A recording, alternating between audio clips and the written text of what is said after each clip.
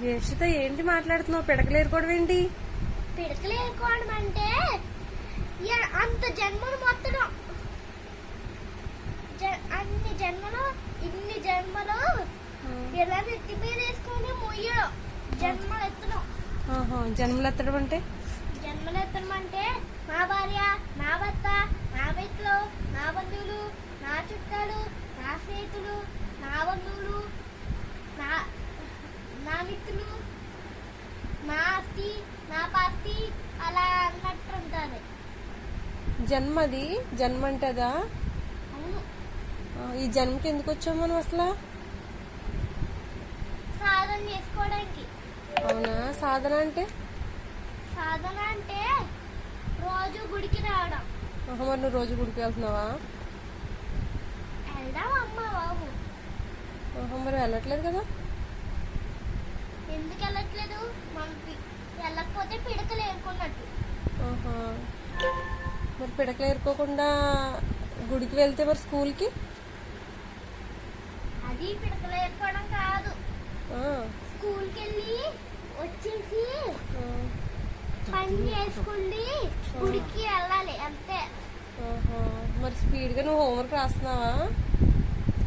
Homework అక్కడే చేపిస్తున్నాను స్కూల్లోనే. మరి ఇంటి దగ్గర ఏం చేస్తున్నావు? ఇప్పుడు వరకు ఏం చేసావు? చదువుకున్నాను, ఆడుకున్నాను. సరేలే కానీ ఇందాక ఏదో అంటున్నావు కదా, పడవలో 2 పడవలు చెప్తున్నావు కదా, ఏంటి అసలు? ఒక పడవేమో జన్మలోకి తీసుకెళ్తుంది, అంటే కర్మలోకి తీసుకెళ్తుంది. రెండో పడవేమో గురువు దగ్గరికి తీసుకెళ్తుంది, అంటే దేవుళ్ళలో నేర్వడానికి దేవయ్యే దారిలోకి తీసుకెళ్తుంది.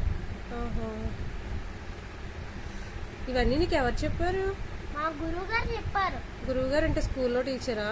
కాదు, మా గుడికి వస్తున్నారు కదా. మీ గుడికి వస్తున్నారా? మీకు గుడి ఉందా? మా గుడి ఉంది. ఏది ఆ గుడి పేరేంటి? శ్రీ శేషసాయి మందిరం. మీ గురువు గారి పేరు? మణికుమార్ గారు. అవునా? ఆయన అంటే ఇష్టమా? ఆయన మాటలు అంటే ఇష్టమా నీకు? ఆయన మాటలు ఇష్టము. అవునా? ఎందుకని ఇష్టం? ఒక ప్రశ్న అడిగాడు, జవాబు ఏమిటో తెలుసా? నువ్వు సేవలోనే తరించిపోతావా, లేకపోతే నా భార్య, నా భర్త, నా మిత్రులు, నా బంధువులు, నా ఆస్తి, నా పాస్తి, నా స్నేహితులు అని అంటావా అని అన్నారు. అంటే సేవలోనే తరిచిపోతానని నేనే డిక్లేర్ చేసేసాను. నువ్వే డిక్లేర్ చేస్తావా? మరి కలెక్టర్ అయిన తర్వాత ఏదో చేస్తానా అని చెప్తావు మరి నువ్వు? అదేమైనా ఆసరా కాదు. ఏంటి కోరికలే. మరి ఇందాకేదో ఆశ అనే శత్రువుని ఏదేదని చెప్పుకొచ్చావు, ఏంటది? ఏంటి ఆశ అనే శత్రువు?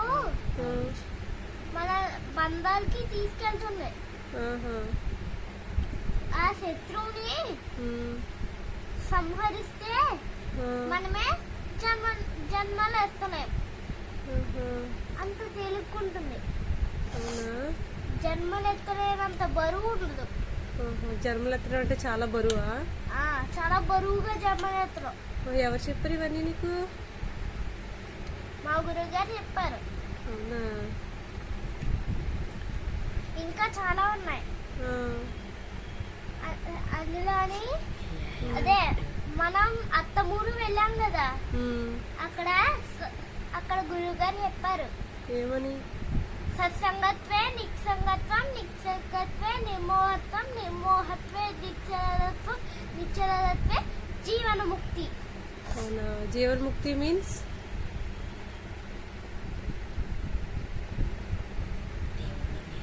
దేవుని